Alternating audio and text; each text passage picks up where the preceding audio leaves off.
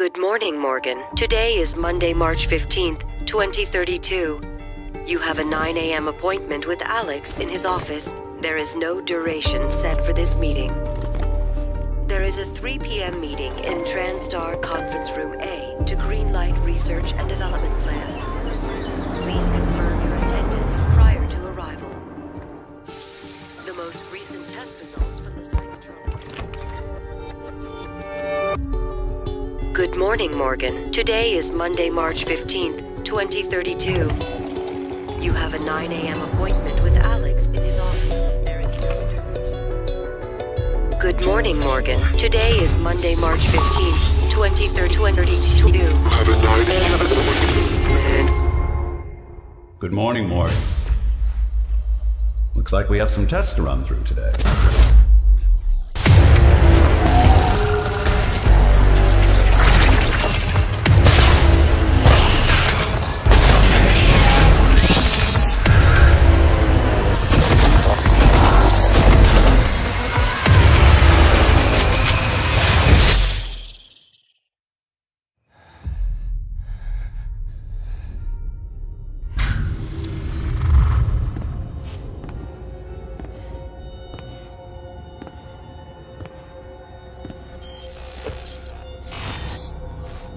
Good morning, Morgan. You're not going to like what I have to say next.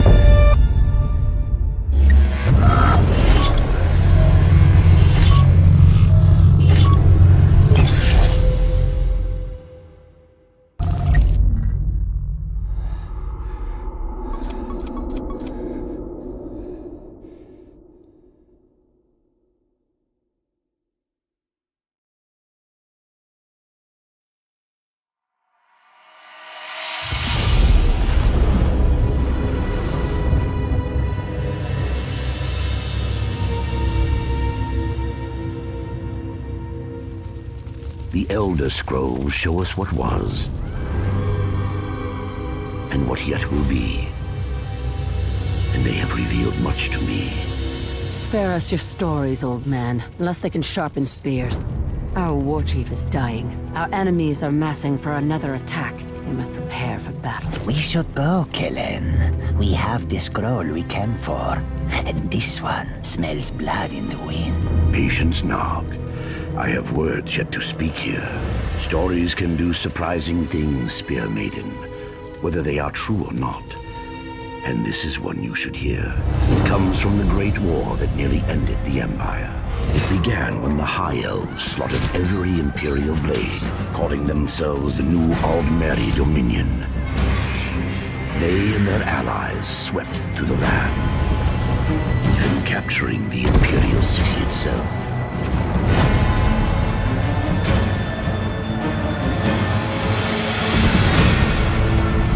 The Emperor fled north, leaving Cyrodiil to the invaders.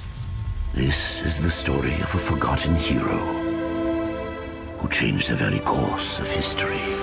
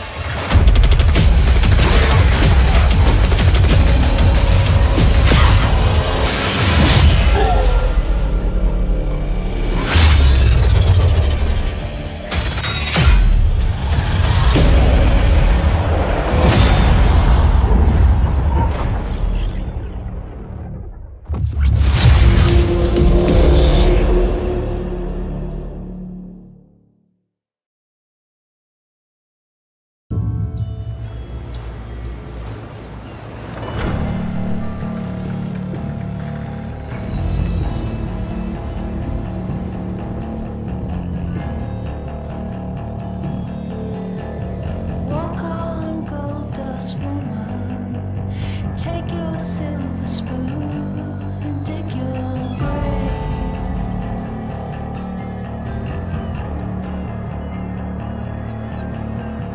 Wake up in the morning, see your sunrise, loves to go down, to go down. Did she make you cry, make you break down, shatter your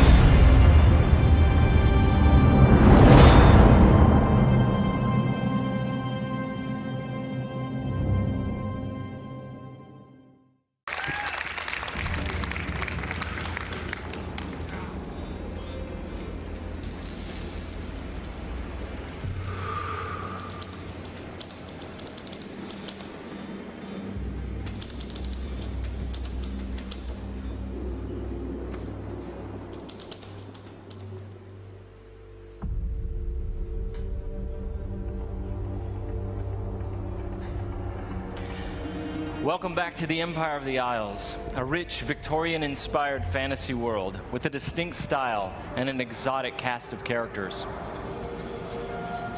For Dishonored 2, we wanted to explore a new location, Karnaca, the Jewel of the South. Our approach to world creation is very layered. Our art and design teams work together to create a strong sense of place with a well-realized culture. It's based on the people living there, the work they do, the architecture, economy, the climate, even the food and songs.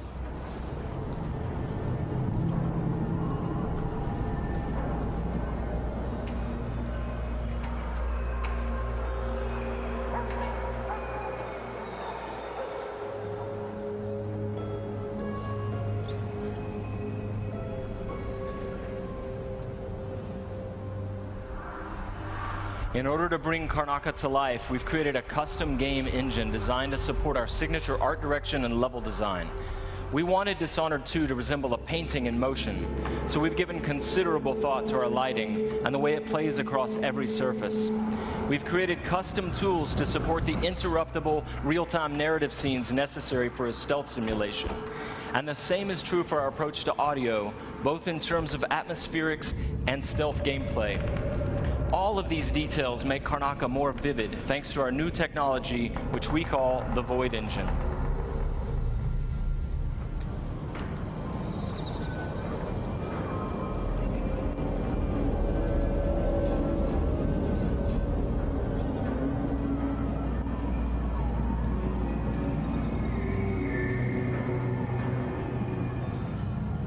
In crafting spaces for you to explore, we've got several creative goals.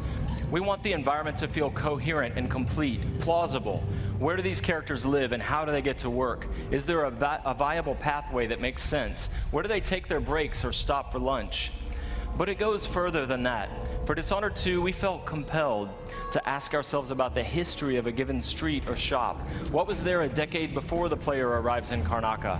Often you can see the layers of history, watermarks on the wall from past floods, peeling posters and advertisements from years ago. We want every market, every alley to tell a story and to offer you the chance to see something novel or intriguing.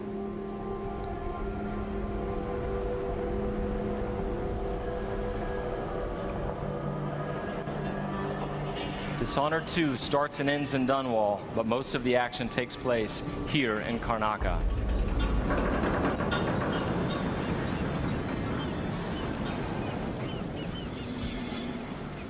All right, there you go, your first look at Dishonored 2.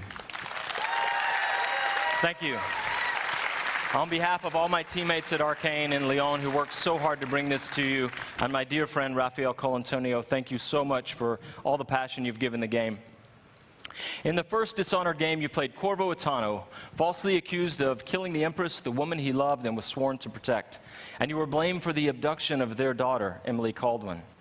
After escaping on the night of his execution, Corvo is gifted with supernatural powers and dedicates himself to avenging the death of the Empress and restoring young Emily to the throne. As we began to work on Dishonored 2, a single question haunted us. What became of Emily Caldwin? How would her experiences affect her, and what kind of ruler would she become?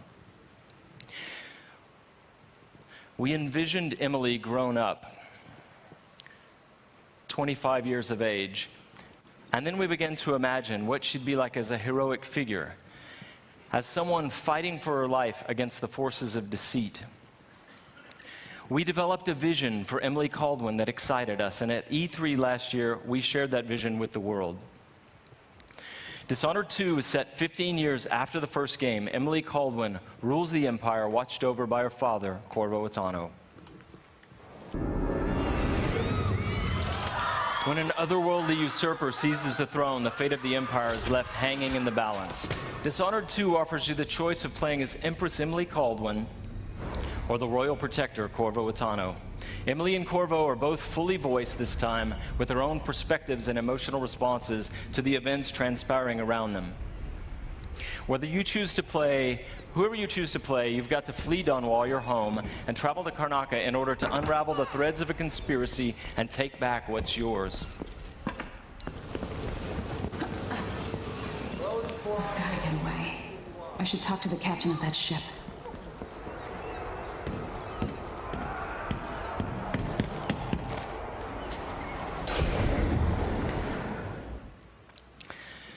Dishonored is known for unscripted, simulation-driven missions where no two players ever have the same experience.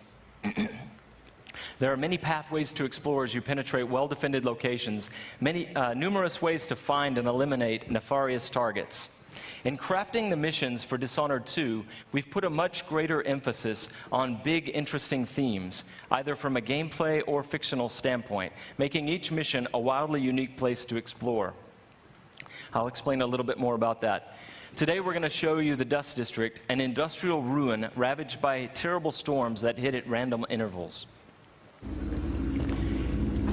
In the Dust District, a militant religious faction called the Overseers is at war with the Howler Gang. The leaders of both factions are trying to take each other down. You can side with the Overseers or the Howlers or neither. There are many ways to complete the mission. She'll tell you more. I'll wait here in the skiff and take you back to the dreadful whale after you finish.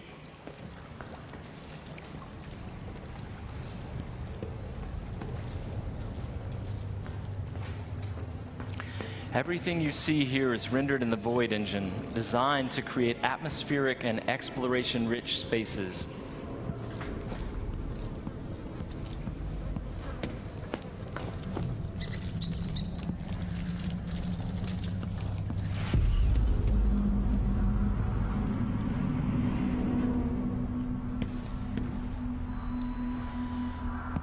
To reach our target, Vice Overseer Byrne, we've got to get past a Grand Guard checkpoint sealed off by a wall of light.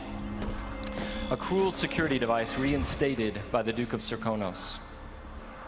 Orders from the Duke. We're losing too many people. Good soldiers blinded by that hallucinogenic powder the Howlers used, then stabbed to death or dragged down by the Abbey's hounds. One young lieutenant got hit by an Overseer grenade, and that was it. He was one of the Duke's distant cousins or something. Shit. Let's hope they do enough damage to each other so the fight goes out of them.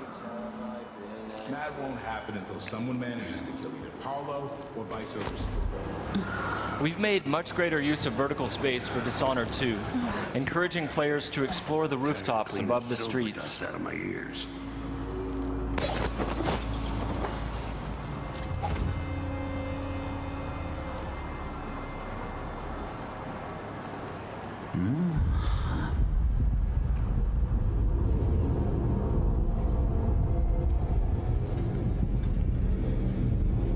Dust from the mines.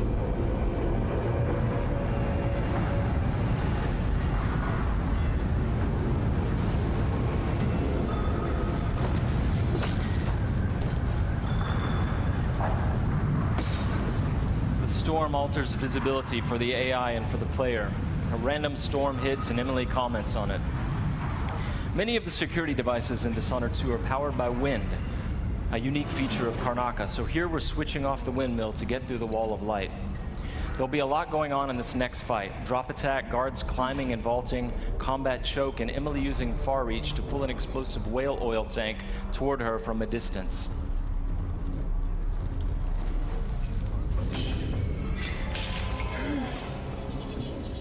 You aren't going in! So dead!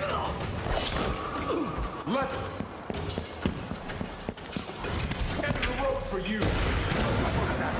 Hey, you! Come here!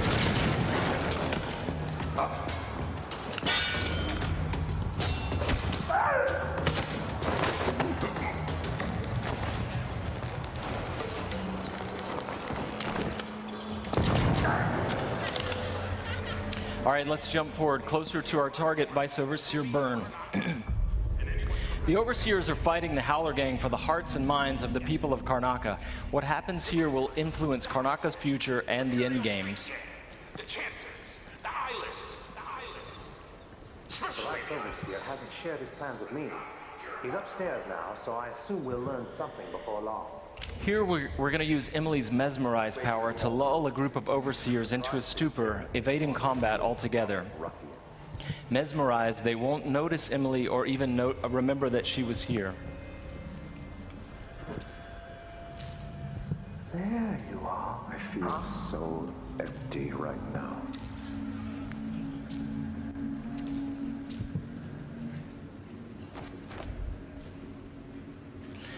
Far Reach can be upgraded not only to pull objects from a distance, but also enemies, so you can finish them off in midair.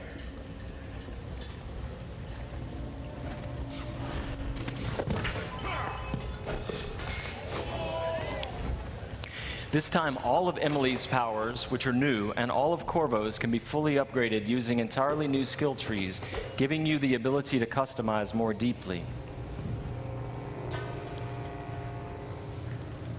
If you're new to the Dishonored series, it's all about options and exploration, playing at your own pace. The game has many different pathways through each mission, and also different approaches, stealth or combat, lethal or non-lethal, and a wide array of supernatural powers that will dramatically change the experience as you play.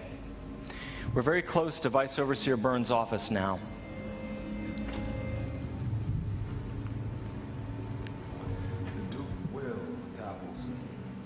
Sisters of the oracular order have seen it, and I feel it in my bones. So this stalemate with the Howlers must be resolved. Byrne is giving a briefing using a projector. We're going to plant a stun mine and then link several of the Overseers with Emily's domino power, so that whatever happens to one of them will happen to all of them. They share the same fate. Died trying to bring power. We suffered fatal injuries. Somehow we come back the next day to fight again. Whatever witchcraft we had. Switching off the projector will attract Vice Overseer Byrne's attention, and when the mine affects one Overseer, it will affect all of them. Go check, brother. Right away.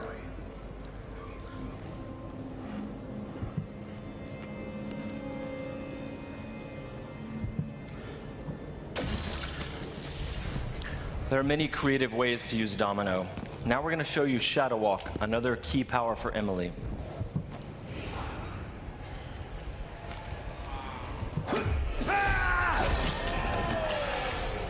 Shadow Walk is useful for stealth and combat. You saw it in the announced trailer that we made for the game, and you can fully use it in the game.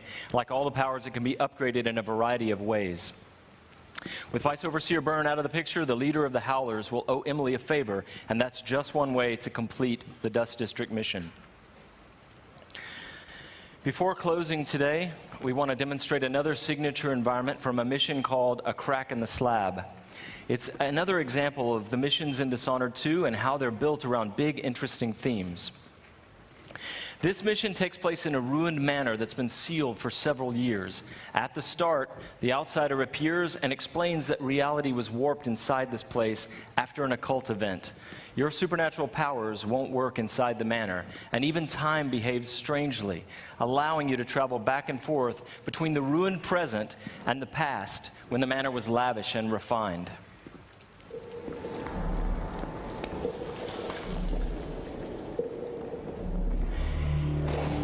Here we're in the present, when the manor is in ruins.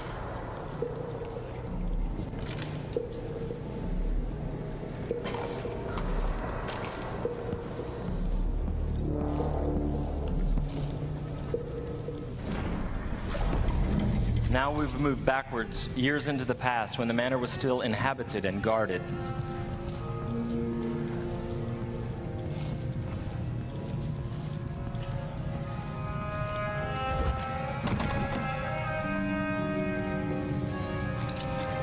Looking through the lenses of the outsider's timepiece, you can see the alternate timeline. This is useful for solving puzzles, as you've seen, but it can also be used to avoid or take down enemies.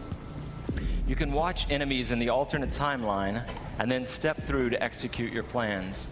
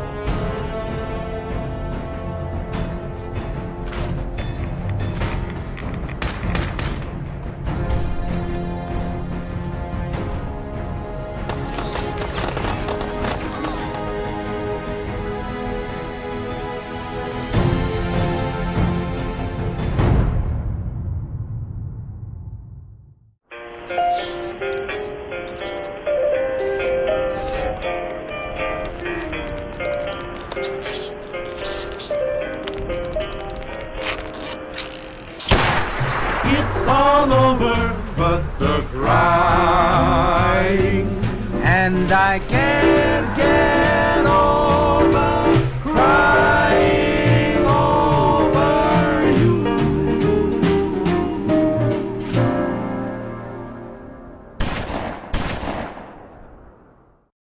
Of course, we didn't just announce Fallout 4 last year.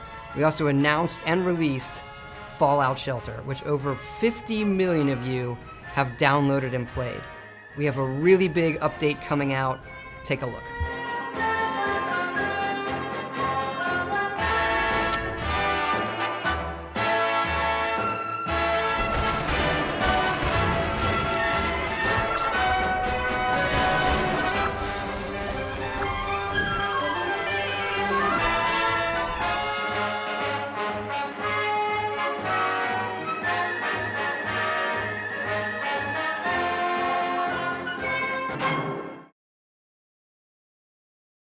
Hi everyone, I'm Marty Stratton, executive producer of Doom at id Software. Last month, we had the privilege of releasing one of the most iconic titles in our industry to fans around the world. We challenged ourselves to ensure Doom lived up to its incredible legacy, and we thank you, our fans, for making the Doom launch such a tremendous success. It's been amazing to watch and hear from the millions of players enjoying the many aspects of the game. From those of you gunning for the perfect run through the campaign, to others constantly testing their skills in multiplayer, you continue to inspire our team. Last year, we told you we wanted to put the power of creation in the hands of every player through Doom SnapMap, allowing for an endless stream of new gameplay. And in the coming months, we're excited to be supporting Doom SnapMap with free updates and even more ways to play. We'll be delivering new construction modules, including hell visual themes, as well as new props, objects, weapons, and items. While creators can look forward to new logic options and functionality, like the ability to create true single-player experiences with features like the popular weapon wheel found in the campaign. And again, throughout the year, every SnapMap feature and update is free for every player. For multiplayer, next month we'll release 2 new modes, including a uniquely Doom variant of One Flag CTF called Exodus, as well as an all-new multi-zone capture and hold mode called Sector. Later this summer, we'll turn up the heat with the release of 3 free-for-all modes, including Classic Deathmatch. These modes will be free to all players and playable on any existing or future maps. Also next month, fans can look forward to our first premium Doom DLC pack, Unto the Evil. The first DLC pack includes 3 new multiplayer maps, Offering, Cataclysm, and Ritual. A new playable demon called the Harvester, a new gun, equipment item, armor sets, taunts, and more. With just a month past since our launch, we hope you've only scratched the surface of fun we packed into the game, and we can't wait to give you even more ways to compete, create, play, and fight like hell. Thank you.